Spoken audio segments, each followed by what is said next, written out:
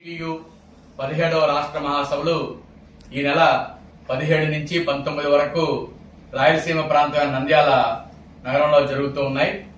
ఈ మహాసభలకి రాష్ట్ర వ్యాప్తంగా 600 మంది ప్రతినిధులు, 1000 మంది సభ్యత్వానికి ఒకరు చెప్పిన 600 మంది ప్రతినిధులు హాజరవుతూ ఉన్నారు. ఈ మహాసభలో రాష్ట్రంలో కార్మిక వర్గం ఎదుర్కొంటున్న సమస్యలు ఏవైతే ఉన్నాయో ఆ సమస్యల మీద చర్చించి పెద్ద ఎత్తున పోరాటాలను రూపొందించడం అనేది జరుగుతుంది. ముఖ్యంగా గత ప్రభుత్వంలో గాని ఈ ప్రభుత్వంలో గాని గత 15 సంవత్సరాల నుంచి అసంఘటిత రంగంలో పనిచేస్తున్నటువంటి కార్మికులు ఎవరైతే ఉన్నారో వీళ్ళకి కనీస వేతనాలు పెంచకుండా తాత్సారం చేస్తూ ఉన్నారు. మినిమం వేజ్ జీవోస్ అనేది ఏమాత్రం కూడా 15 సంవత్సరాల నుంచి ఇవ్వటం లేదు.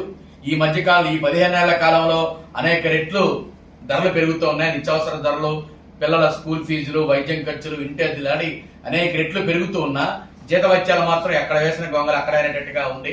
కాబట్టి పెరిగిన ధరలకు అనుగుణంగా అన్ని రంగాల్లో పనిచేస్తున్నటువంటి కార్మికులకి కనీస వేతనం 26,000 రూపాయలు తక్కువ లేకుండా చెల్లించాలి అని చెప్పేసి పెద్ద ఎత్తున పోరాటాల కోసం సిద్ధం కావాలని చెప్పి మహాసభ పిలుపు ఇవ్వబోతా ఉంటుంది. అదే సందర్భంలో రాష్ట్ర హైకోర్టు మొన్న ఒక తీర్పు అనేది ఇచ్చింది. అందరం కూడా చూసాము. శాశ్వత స్వభావం కలిగినటువంటి పనుల్లో టెంపరీగా కాంట్రాక్ట్ పద్ధతిని రద్దు చేసి పర్మనెంట్ వర్కర్స్ చేతే పనులన్నీ చేయించాలి అని చెప్పింది. కానీ మన రాష్ట్రంలో ఎక్కడా కూడా సంవత్సరాల తరబడి ఖాళీలు ఉన్నా సరే కాంట్రాక్టు అవుట్ సోర్సింగ్ పద్ధతులు పెట్టి వాళ్ళతో వెట్టి చాకరీ చేయించుకొని వాళ్ళ శ్రమను దోచుకోవడం జరుగుతుంది. కాబట్టి గౌరవ రాష్ట్ర హైకోర్టు ఏదైతే తీర్పు ఇచ్చిందో ఆ తీర్పుని అమలు చేసి కాంట్రాక్టు అవుట్ సోర్సింగ్ పద్ధతులు ఎవరైతే